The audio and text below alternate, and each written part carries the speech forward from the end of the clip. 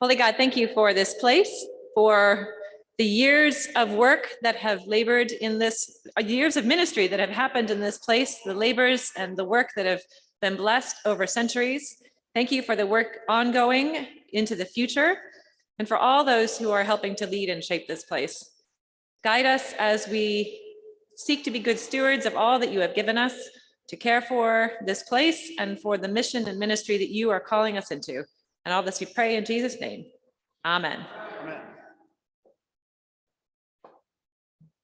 Okay, good morning. My name is Austin Smith. I'm the chair of this year's Stewardship campaign, and I wanted to kick off a hoped for new series of conversations between the lay leadership of the church, which includes the vestry, which I'm a part of, and John Avery, one of our wardens who's here with me, and Beth Ann Day, who is our other warden, and just talk openly about the ways that the church earns and uses money on an annual basis. So what we're going to talk about today is the routine operating cash flow and outflow of the church. I can talk a little quieter if I'm going to get feedback. Okay. All right. So one thing that we want to share is that we know from our auditors who audit many nonprofit organizations, especially religious institutions, they are a specialist auditor of churches and other religious organizations, that our finances are overall in a good place and very, very healthy compared to typical religious institutions in and around New York City. There are several reasons for that, which we'll unpack, but one of the main reasons is that we have more than one source of income. There are many churches that are living on pledges alone, and there are many churches that are living on an endowment drawdown alone, or income from investments. And we are in neither of those scenarios, which is a blessing for sure. The second piece is that we've weathered the pandemic well, and there are several reasons for that also. One is simply the dynamic response of the congregation in a very difficult time, and the creation of new ministries and new endeavors in the context of the pandemic. So I think our energy is one of the main reasons. We have some operational features that have made it easier, certainly. We qualified for and were forgiven for a payroll protection loan that in part was due to the size of the staff at the cemetery, which is part of our consolidated operations. And just to zoom out on that, I assume most folks know, but I don't want to assume too much.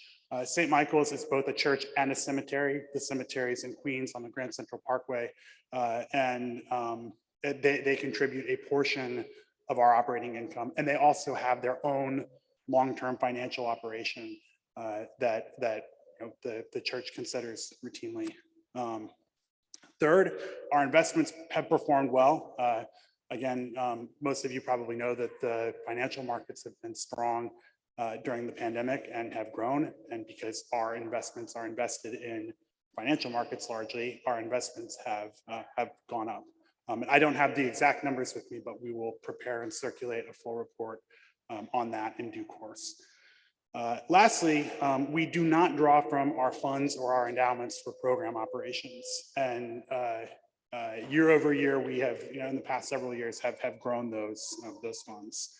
Of course, there are some things that are out of our control in terms of the financial operation of the parish. One is the rising cost of insurance, both health insurance for our staff, and also I think this year an even larger increase is going to be in the property and liability insurance from simply operating this large facility in the middle of Manhattan. Second, of course, it would be hard to have a conversation about finances and at the end of 2021 without talking about inflation and the rising cost of everything that we need to keep things going, and the rising costs for all the people who rely on St. Michael's for their livelihood.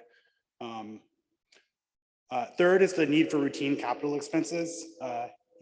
This is a 100-year-old facility, and it takes a significant amount of upkeep, and there's also a lot of it to keep up. Fourth is external impacts on the cemetery.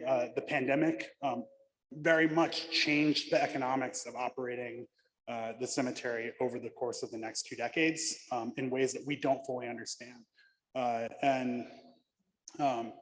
There could be other outside impacts on the operation of the cemetery. One of them, for example, could be a broad shift in preferences between in-ground burial and cremation, which would change the kind of income that we draw from the cemetery. And then the fifth is the diocesan assessment, which is proportional. So that is to some extent within our control, but it is something that as an Episcopal church, we are, we pay every year. And that's an important part of our mission and ministry. Sorry.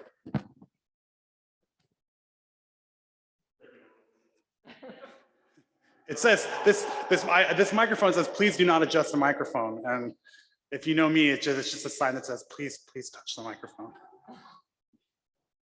Okay, great. So the main things that we want to kind of unpack here are where does the church's money come from? Where does it go? How do we use it? And are we being good stewards?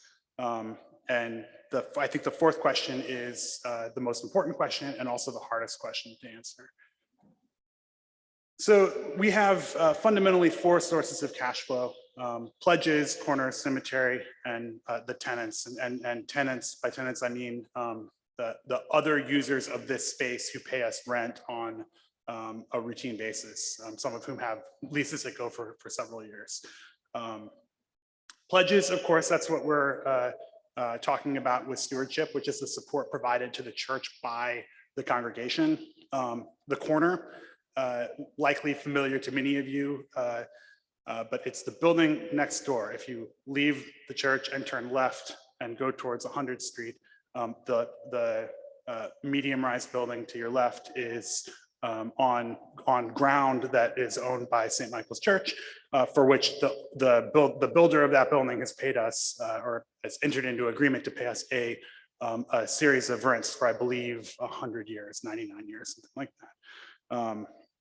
So that's a routine and we think predictable source of long-term income. Then there's a cemetery, which pays a contribution to our operating costs as well. Our expectation is that between 2038 and 2040, the cemetery will go into sort of long-term maintenance mode. And so one of our obligations is to replace our future cash flows at that point. I already talked about the tenants. I'm not going to talk too much about the financial reserves other than to say that we're not drawing from these funds for routine operations, the Bicentennial Fund, the Third Century Fund, the Church General Fund, and then cemetery funds, which are italicized because they are largely not in the purview of the church. They're for the long-term preservation and maintenance of the cemetery. So in terms of the sort of slice of revenue generated by pledging, it's the single largest contributor to our annual budget at 30%. Parish house rents is close second with 27%. The corner rent and the cemetery both contribute, and then other sources of income, like I think like weddings would fall into that category. And then other giving, which would be like loose plate collections. How we spend our money, I won't dwell too much on this because you all saw the great video that Yang and Damon put together. But we spend it on a number of different categories. The single largest is maintenance. Like I said, the upkeep of our facilities is a big part of our budget, and being good stewards of our space is important to us, and I think an important part of our mission. Pastoral, music, diocesan fees, and administration are the other expenses that exceed 10% of the total budget. And property liability insurance is 5%, and it will probably be a little bit bigger piece of the pie next year because of a large increase that we're looking at. So I want to turn my attention to the fourth question that I asked, which is, are we being good stewards of our resources? And I think for me, that's both a personal question and a collective question. That for me, I would refer to this first line of scripture here. Each of you should use whatever gift you've received to serve others as faithful stewards of God's grace in its various forms. And that's from the book of Peter. So to the extent that it's a personal question, I think we have to ask ourselves, are we doing what we can to using what we received to serve others? And then I think collectively, we need to do more to come to general understanding and consensus of where the money's going. This is but a first step in that, and will take us more conversations like this and over the course of several months to unpack. So I'll end with this before we take questions. But Jesus immediately said to them, "Take courage, it is I, don't be afraid." Thank you. So because we're in two formats here, both online and in person, it would be helpful if people in person could just speak up in a way that at least I can hear, and then I'll repeat the question into the microphone. And if you're on Zoom and you have a question, you can just type it in the chat box, because I have that up here.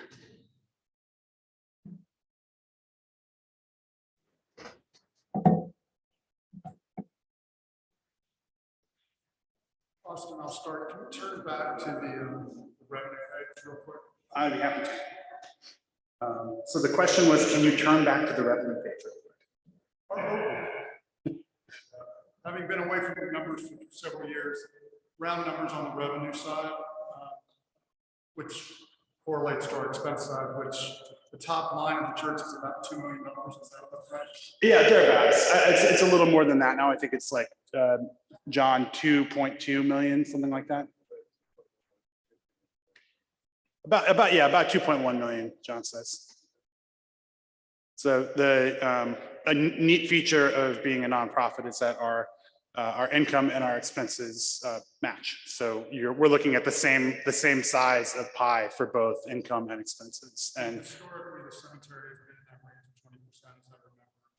It is an asset and a gift from God, but we usually take that 20% from the cemetery to cover their expenses, and long-term base and the care of the cemetery is taken care of by separate accounts. Is that correct?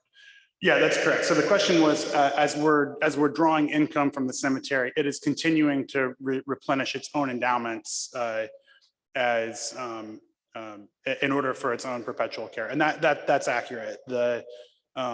The cemetery during the pandemic, and this is sort of what I meant when I said the long-term economics of the cemetery have shifted during the pandemic in a way that presents interesting opportunities for long-term growth, and the cemetery's contribution to other sorts of projects at St. Michael's, because they generated an operating surplus during the pandemic for tragic reasons, of course. But the upshot is that we are taking only sort of what we need from the cemetery for operating, and we have not yet concluded what is going to happen with the with the excess in the cemetery. But there are several options that are on the table. The stewardship of our assets, which give us 60% from parish rents, the corner, the cemetery, 30% from pledging. But the corner rent should increase because of rent escalations over the next several years, correct? Yeah, so just to repeat that question also, the corner rent will escalate over the next several years. I don't know the magnitude of the escalation, but I know that there are escalations in place over the life of the lease. And also, just to acknowledge it, you mentioned diversification. I would say that is something that we should be very, very grateful for, is the diversification of our assets. And these are assets that would not be accessible to normal investors in the context of owning land in Manhattan and having a 100-year relationship with the cemetery. Those are both blessings for sure. Beth Ann? Sorry, you done? Yes. So in the 20+ years that I've been at St. Michael's, the parish house rental income has grown significantly. as a portion of kind of like our stewardship and how we use these assets. Could you say a little bit more about whether or not, like how much room there is for further growth and also like the importance of that revenue stream and the things that we need to be thinking about to preserve it? Can you hear me okay? Mother Kate or John, do you want to, I'll repeat the question and then maybe one of you can take this because I think you're probably both closer to it than I am.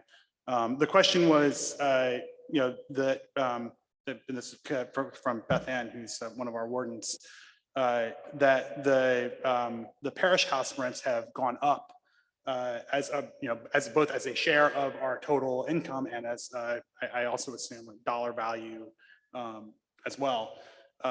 And what the sort of future outlook is on the parish house rents. And just to color in the lines a little bit more, I think the biggest tenant we have is La Escuelita, is that right? But there are several others that rent space either in a dedicated way or like La Escuelita is dedicated, or you know, space rental of community facilities on an ongoing basis. When do you want to talk more about our tenants, because that is a large slice of the pie? Yeah. I can say something, although everything I say should be taken with a grain of salt of my being away for several months. But I do know that our largest tenants are stable and doing well and want to stay to, you know, into the foreseeable future. The smaller tenants, so we've had some arts organizations and nonprofits like renting office space.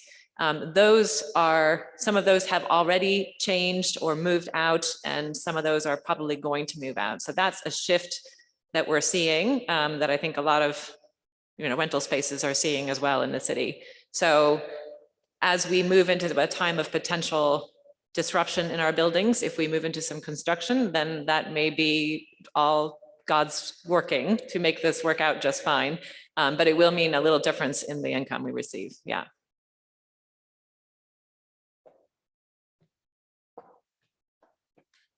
Yeah, I think it's also important to take into context like the economics of the neighborhood overall. Because a lot of our, I think La Escuelita still has another several years on their current lease. In that time, you know, we don't know what's going to happen to the neighborhood.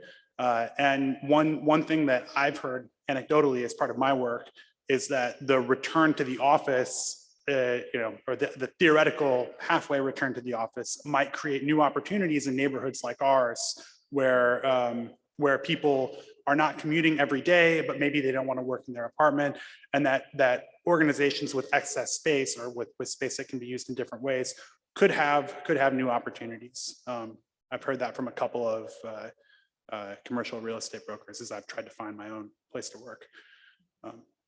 Yes, please.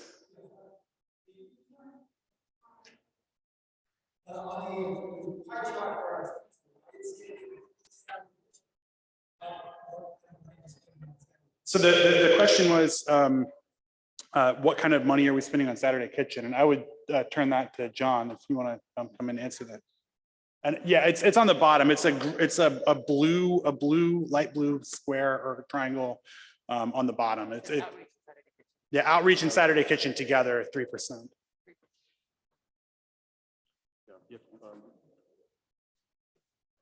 Yeah, the Saturday Kitchen is it's wrapped into outreach. Also, another thing is that we solicit and get grants for Saturday Kitchen, and that would not be reflected in this pie chart, but it's an important part of how we fund the program. So, We have volunteers for the Saturday Kitchen. some of the food comes from donations. We have relationships with food bank. We're going to develop a bulk buying relationship this year through Episcopal Charities. So these are important ways of giving us options so that we're able to control what we're able to serve, control the quality and the amount, and make all the menus predictable for us. So Ray Luters is very involved with that. He's been absolutely terrific in the way he's been able to get grants for us, get equipment, and develop the food buying relationships. And so it's been extremely efficient and to have Ray working for us, just in with respect to logistics.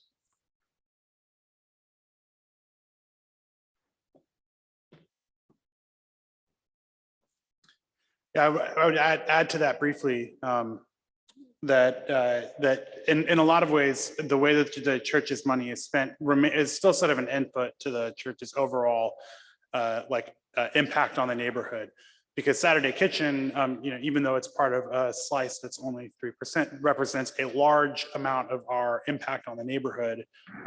That's magnified by the time and energy and food donations and just all the work that goes into it. Other questions? Do you have any questions online?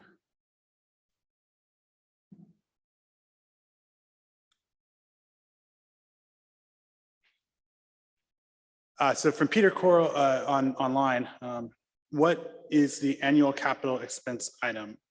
So the annual capital expense, as I understand it, is the portion of routine income that goes into certain changes or repairs to the space that are non-maintenance expenses. So I think would roof repairs qualify? Please. Right. We can predict on an annual basis. This is just based historically on what's been happening over a period of years, that we're going to have to spend a certain amount of money to fix broken pipes, fix things in the roof, fix the boiler. So it's all of these things which are not really part of the maintenance work, like the things that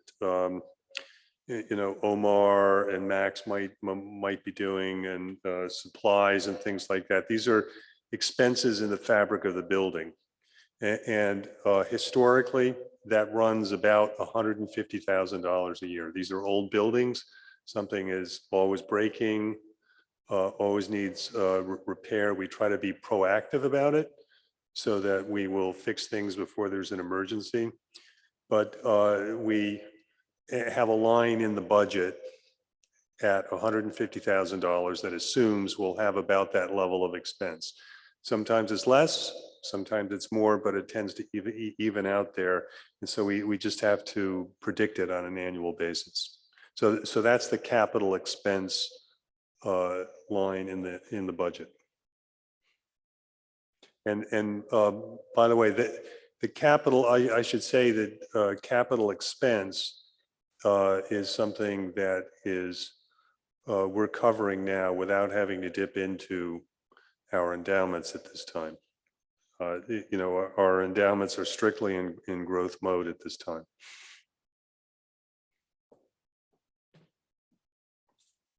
Just on that, just for large numbers, for those that can't do it quick, about $500,000 a year goes to keep this building the way it's looking at 125%.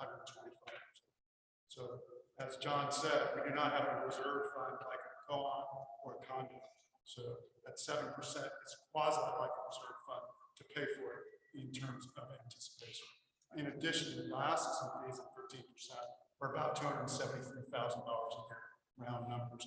And that reflects the size of our church, the tenor of our church, the fact that we, the Diocese of New York, are considered a rich church. So again, as you look at the sources of those income in the $2.1 million budget, this pie chart will tell you everything you need to know about the revenue and the expenses of the church. Just to quickly summarize that for folks online, or if you couldn't hear Barry, I'm in the pews, that some other types of nonprofits typically carry their capital expenses in a capital reserve. We do have long-lived investment funds, but we're not using them for the purpose that say a co-op might use them. and that instead we're carrying it as a cost on our annual budget. And we're also carrying the cost of the diocesan fees, which at 13% are about $270,000. Just to echo what he said, as far as the Diocese of New York is concerned, we're a rich church because of our income and our reserves. Is that an accurate summary? Cool. Great. Please. What are our investments for both the Yeah, that's a great question. So the question is, what are we using our investments for, both the capital and the income? We are not using them for operational purposes. The purpose of the investments is for long-term plans, large capital expenses. Building a future church growth fund is one of our goals for our investments. And then the cemetery's investments are for the perpetual, or one of them is for the perpetual care of the cemetery, and the other is for the long-term maintenance of the cemetery. So all of our funds have a little bit different purpose, but the church funds in particular are for a combination of long-term security and like large scale investment in the facilities and the operations. John, do you have anything to add to that?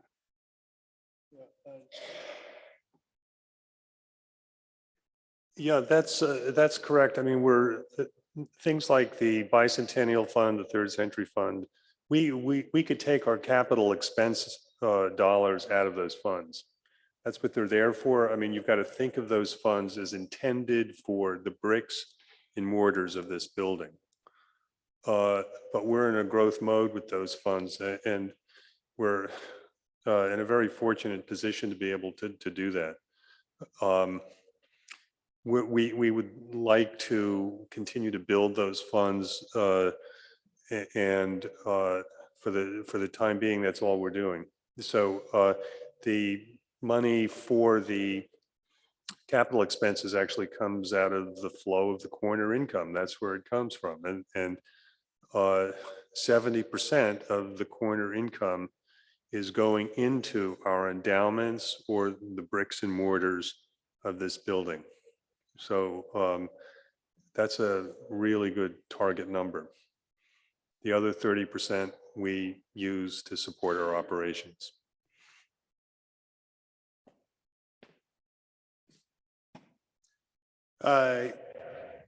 Question online from Rich Culver, who is the chair of our finance committee.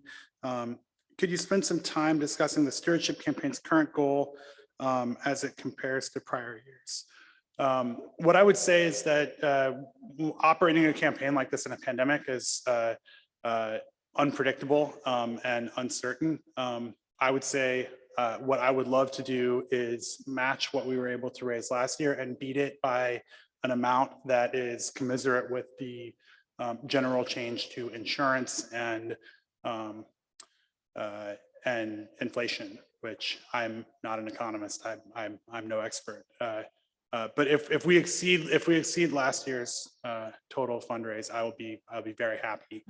I would note that pledging is one of the few places that we as a community actually have a lot of control over, because as blessed as we are to have these outside sources of income in the corner and in the cemetery, those cash flows are pretty well either planned for a long time or dependent on factors that are not in the control of this community.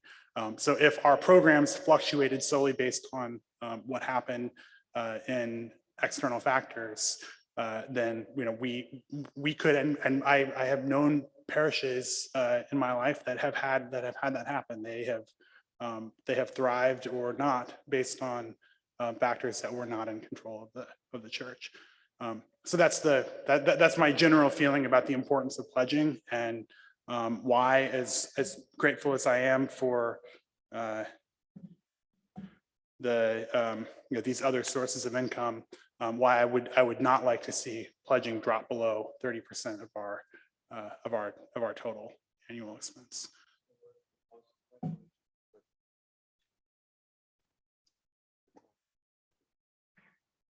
Yeah, and as John's pointing out, the trend so far this year is that we're on track. We're on track both in terms of the collection of 2021 pledges and on track in terms of the what we would typically expect at this point in the campaign. I spoke with Galena, who's our office administrator and financial manager, a couple days ago, and I think she actually gave me a thumbs up. So I took solace in that we are on track in our current campaign as well. Please. Whether there's been an estimate on the projected increase for overall expenses for 2022? Yeah, the question was any estimate on overall expenses for 2022. Budget's not finalized yet, but when I spoke with Kalina about it, her two headlines, which are what I mentioned, were health insurance and property and liability insurance. And I would have guessed that health insurance would go up more because health insurance has just been on a terrific long-term increase, in part driven by the pandemic and in part driven by other factors. I run my own business, and that is the single greatest cost escalation year over year for us. I was surprised to learn that property and liability is actually going to increase by more than health insurance. And her estimate for the property and liability insurance is a 10% increase, and for health insurance only by 4 or 5%.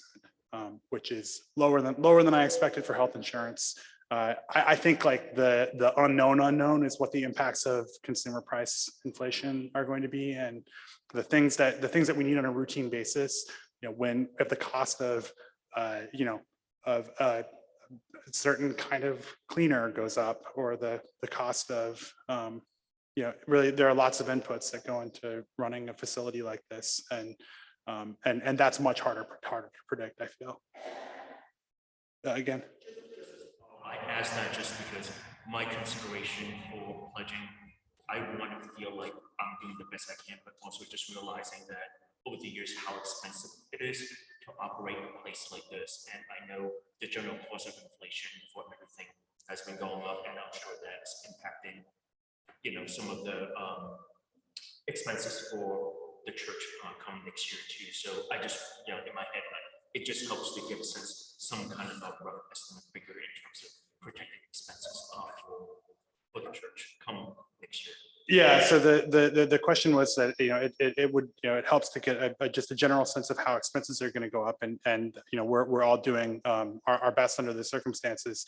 I can only speak for myself in terms of my own consideration and pledging last year versus this year. In consideration of the external factors, I'm increasing my own pledge by 10%. And I think that might be a close-ish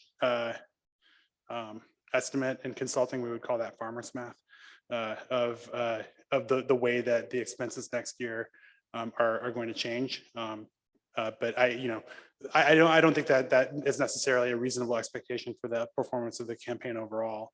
But to any extent that we can exceed last year's fundraise, I think we will, we'll be that much better for it. You had a question? Yeah. The occupation rate is for the corner building. The occupation rate. The question was if we know the occupation rate for the corner. I don't know that off the top of my head. John, do you know that? Yeah. No, I don't know how occupied the building was. They got off to a slow start, and they asked for some relief in this year, so we deferred some of the rent. The agreement was they have to pay it all back, which they are. So they're paying us back, making us whole on an agreed upon schedule. So my assumption is that their finances have stabilized, and now rents in Manhattan are going back up. People want spaces, so they've caught up, but their commercial tenants are in, which is a good thing. Yes. Manages the fund, and what have the results been in the last 2 to 5 years, roughly? Okay, you're talking about the endowment funds. Yeah, the question was who manages the endowment funds and what have the results been? We now have everything managed through Vanguard. The investment approach is to invest in passive, low-cost funds. These are all index funds, so it minimizes the cost of being in those funds. Vanguard is a very efficient fund manager to work with so that we minimize our fees. I think our management fee is, it just went up. I think it's like 2 basis points. No, 0.2. So it's really efficient, and it's a basket of funds that the investment committee, which is led by Carla Hunter, and the advisors at Vanguard work out what the basket of funds is, and it's performed quite well. I looked at the I don't know what the trend is over 5 years, but I looked at the 1 year trend. I think it was 2020 versus 2019. Various funds have a different mix, but the ones that were growth oriented were ranging from about 20 to 25% growth in that year. Now, okay, it was a good year, right? So that's only what you would expect, but we're quite satisfied with the performance, and we really trust the knowledge and judgment of the investment committee, and feel that having gone to Vanguard was a very, very good move for the church. We used to have more actively managed funds, and it didn't do as well for us as the current arrangement. Yes. A what?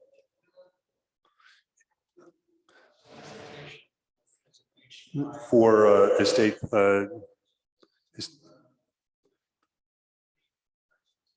Yeah, the question is, do we have a will book or planned giving? This is something that we are working to perfect, right? Yeah. I do Yes. have plan giving, but it's just not very- We have it. Our intention is to make it more extensively applied across the church.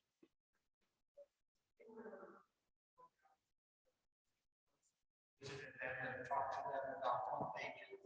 It is absolutely fantastic fundraising devices I've ever seen that expensive.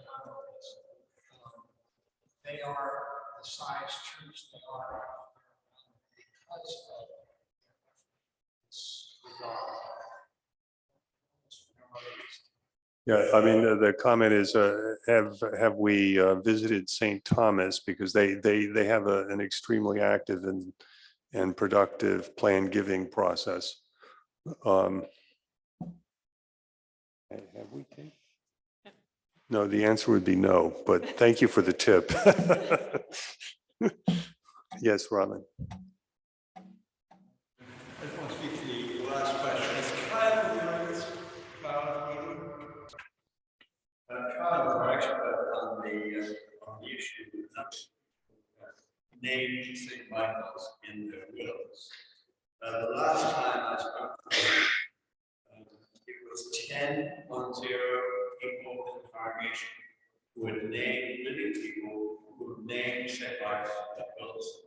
I feel when I'm I've been involved in planning over the years. We should have not many times that, 70 twice. It seems to be given our congregation, given trade structure, maybe 3 times that. I think a goal of the vote committee might feel trigger, which is to make it different. Should we increase that 10 to 20 or 30 over a year or two? I hope very much that we should also be able to see an increase of that sort in the next couple of years. So, yeah, Robin was saying that we have 10 known people who have specifically included St. Michael's in their plan. Yeah, so I mean, there are others that are probably unknown, but I think a good idea for us would be to actually provide as a service how to do that. I would just add that there is a box on this year's pledge card as there is in every year, just to indicate whether you have considered St. Michael's in estate planning, which helps us at minimum with the census aspect of it. I would also say that this is one of a couple of longer term projects for the stewardship committee is building a better and more holistic, again, just estimation of what there is and encouraging folks to, consider St. Michael's in that way. Other questions?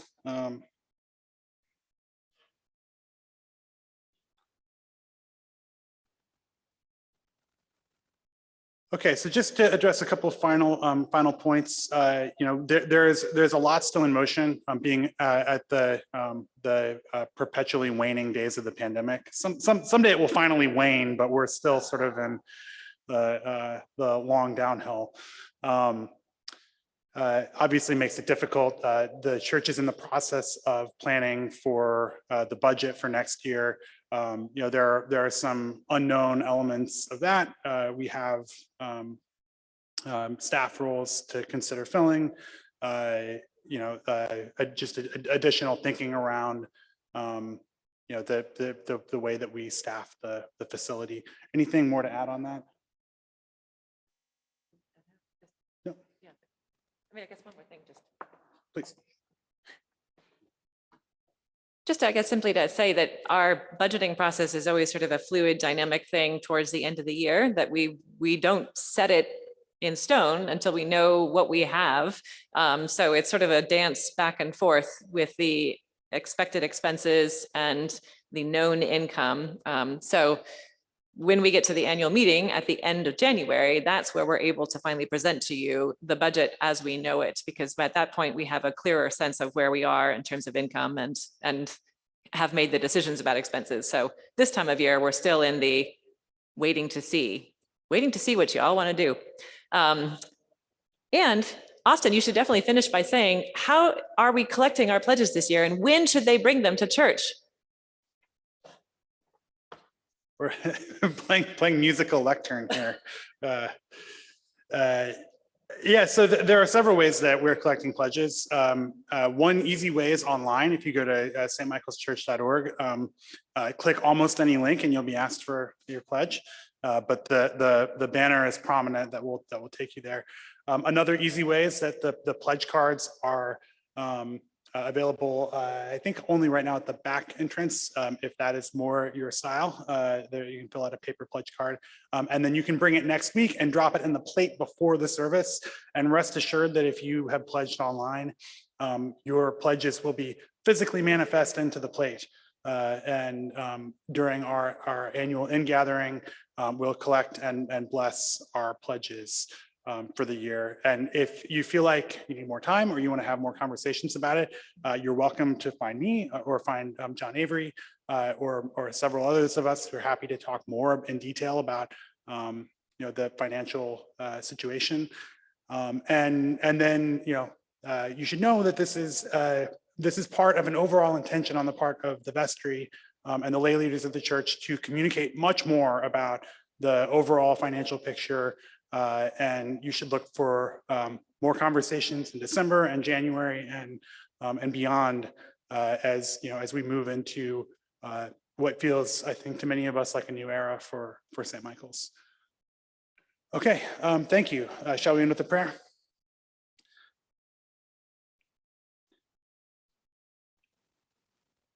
Gracious God, thank you for bringing us together today to discuss our shared life together, to make plans for the future, and to steward our resources for your glory. Amen.